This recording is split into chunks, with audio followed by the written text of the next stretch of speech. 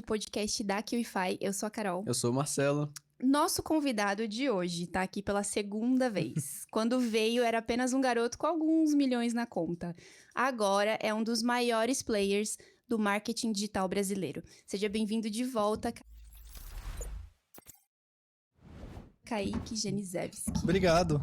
Vambora, vamos colocar o pau pra quebrar aqui hoje, vai ser Bora. massa. Então, simbora. Cara, hoje você já é um dos maiores players do mercado digital, do Brasil inteiro, cara. Com o podcast mais visto também, né? Com o podcast mais visto, se você ainda não viu, já detalhe corre importante. aqui e procura, porque bombou, continua bombando até hoje, né? Mas então, pra galera que não te conhece, conta um pouco, quantos anos você tem, Kaique? De onde é que você veio, né? Que hoje todo mundo te conhece, mas... Vamos lá, eu acredito que a grande maioria que tá aqui nesse vídeo agora é gente que nunca me viu antes. E é o seguinte, meu nome é Kaique Genisevski, eu tenho 18 anos de idade e tudo isso começou na minha vida quando eu tinha apenas 15 anos. E já vou quebrar um paradigma logo de cara aqui. Eu não venho de família rica, não sou herdeiro, não tive nenhum tipo de apoio quando comecei tudo isso.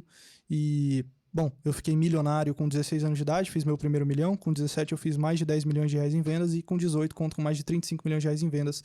Não tive nenhum apoio dos pais, não terminei ensino médio, não tive nenhum tipo de empréstimo, nada. Foi realmente do zero, uma pessoa que construiu toda a riqueza sem nenhuma ajuda externa. Fantástico.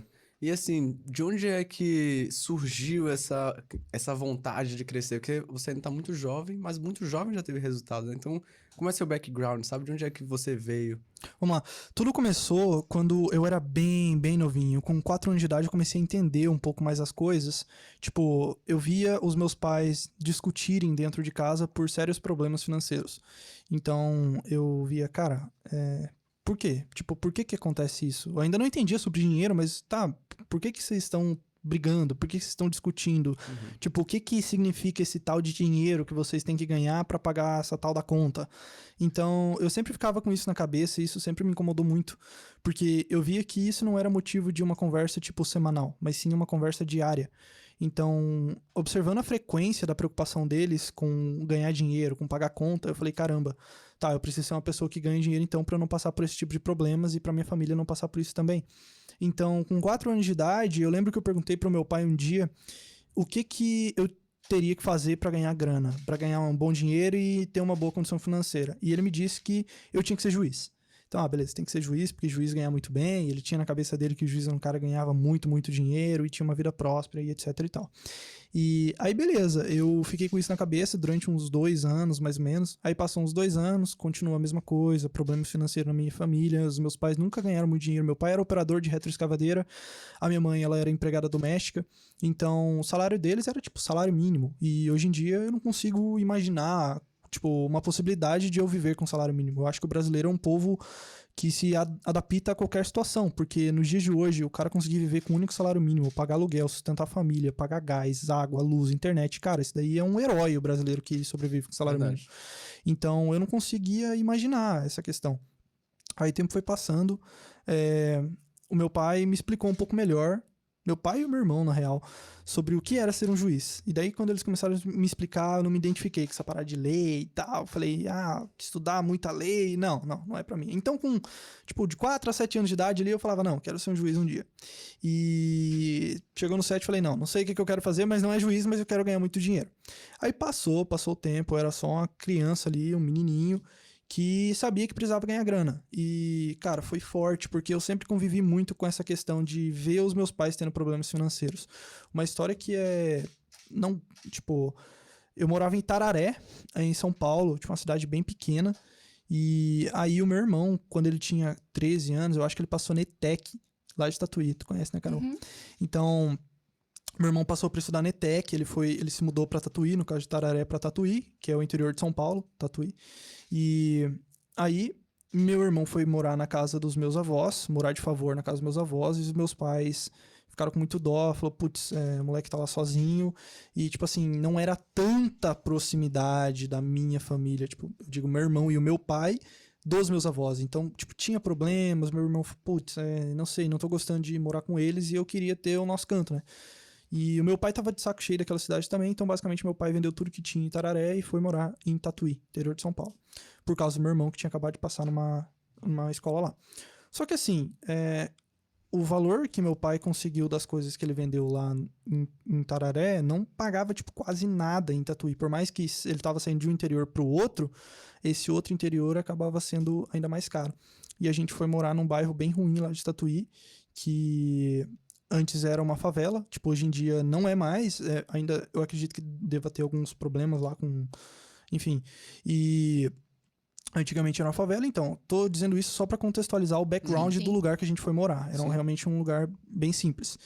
Então, digamos que a gente saiu de um bairro bom, entre aspas, de um interior e foi para outro bairro que era um pouco mais perigoso. Era um pouco mais, tipo, de ficar atento. E direto, batia a polícia, batia as coisas lá, e era meio preocupante, assim. Então, tudo isso quando a gente se mudou pra Tatuí. Isso aconteceu quando eu tinha, tipo, sei lá, 6 anos, 5 anos, né? E, beleza, aí foi passando o tempo foi passando e meu pai acabou, não conseguia mais trabalhar, minha mãe tava com sérias dificuldades para continuar trabalhando também. E meu irmão, ele começou a ajudar os meus pais a sustentar a casa, né? Tudo isso em meados ali de 8, 9 anos de idade. Aí e a situação foi só piorando, com 10 anos, foi só piorando. Aí minha mãe, tipo, fez muito esforço, voltou a trabalhar, o meu pai tava doente, voltou a trabalhar também. Isso com 10 anos de idade. Aí com 10 anos de idade, algo mudou na minha vida que, tipo, algo aconteceu que mudou completamente tudo para mim. Que foi, o meu pai conseguiu uma bolsa numa escola particular para mim. Então, meu pai ele sempre foi muito proativo, mesmo com as suas dificuldades de saúde, mesmo com todos os seus problemas de, tipo, ter que lidar com dívida, ter que lidar com procurar um emprego novo, com sustentar a casa, com isso, com aquilo. Ele sempre foi muito proativo. Então, ele sempre, pô, meu filho é inteligente, eu quero colocar ele nos melhores lugares possíveis. Tipo, sei lá, se eu achar alguma prova para ele estudar na escola particular, vou colocar nessa prova. Que seja meia bolsa, não sei, eu tento me virar para pagar. Só que é real que ele me colocou nessa prova e eu consegui 100% de bolsa. E foi no Colégio Adventista de Tatuí. Sou muito grato àquela escola e tudo que eles fizeram por mim. E aí o que aconteceu foi que eu ganhei essa bolsa na escola e tive um choque de realidade. Porque eu era um menino bem simples. Você estudava em colégio público, Sim, então, sim. antes. Então, é isso que eu queria expressar. Porque eu era um moleque que... Na verdade, não que quando eu mudei pra escola particular deixei de ser um moleque simples, mas a realidade que eu tinha na minha vida e a realidade que eu enxergava nas outras pessoas era uma realidade muito simples. Por exemplo, na escola particular, os meus amigos, eles iam de carro importado pra escola. E eu, na escola pública, eu ia de ônibus.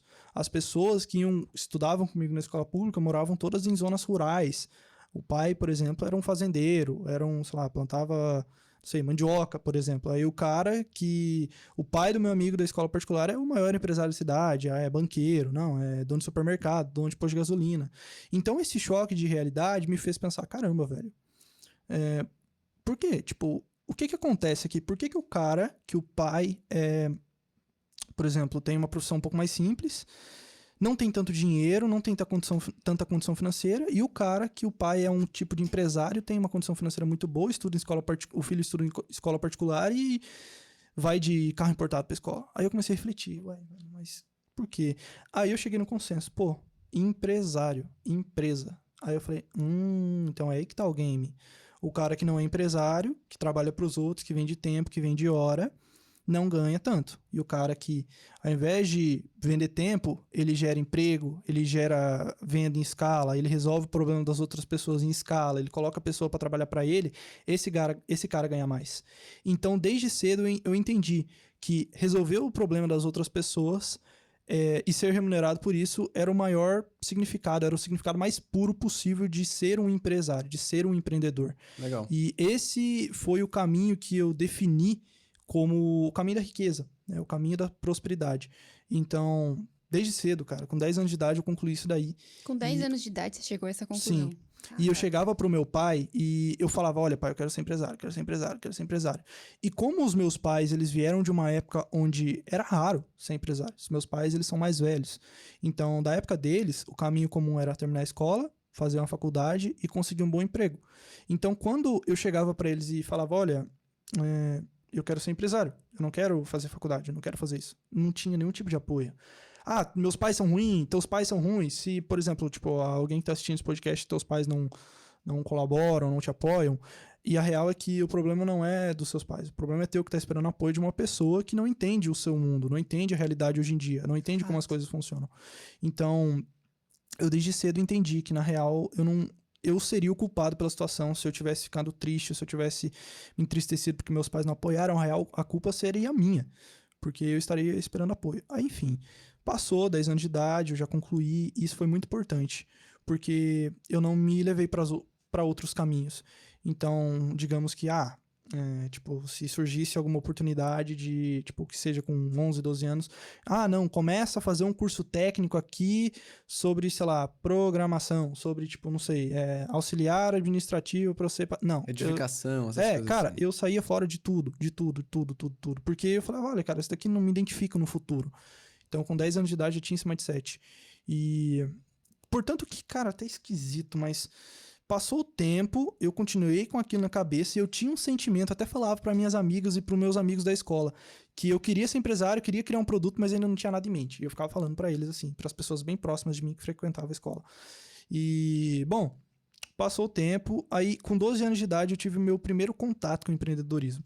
Mas antes disso, antes de fazer 12 anos, eu já tinha trabalhado com algumas outras coisas. Por exemplo, eu sempre queria ganhar um trocado. Eu não gostava de ficar pedindo dinheiro pros meus pais por 2 motivos.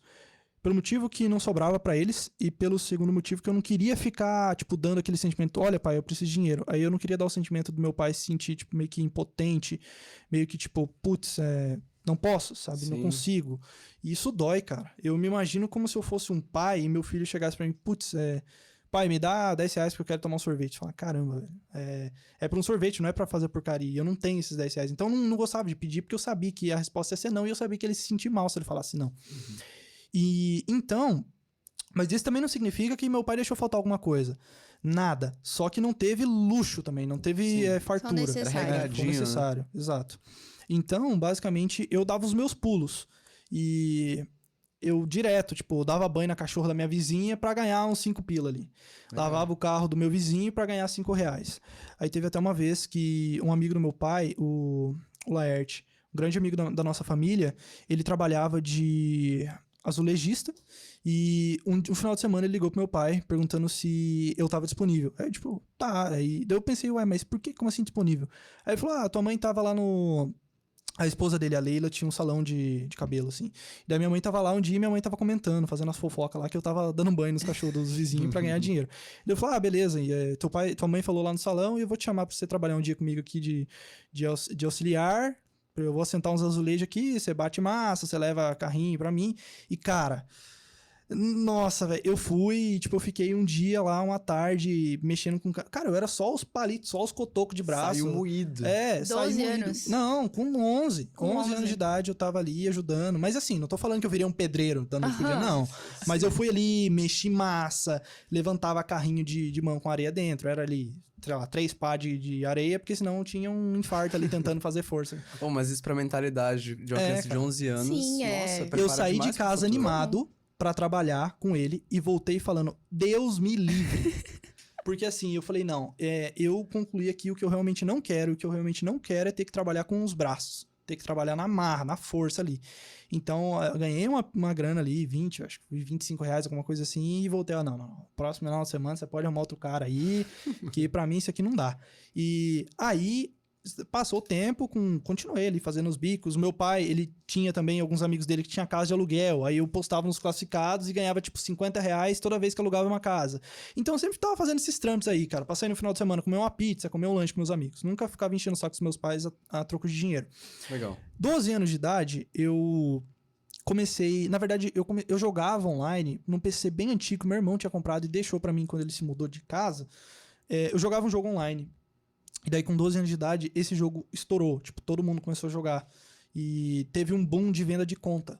Então, a galera começou a vender conta. Assim como tinha no Tibia, que o Arthur já falou aqui. Sim. A galera começou a comprar e vender conta, comprar e vender conta. E daí, o que eu pensei? Putz, ok, tem muita gente que quer comprar conta. Eu tinha muita conta, porque fazia tempo que eu jogava. E eu também tinha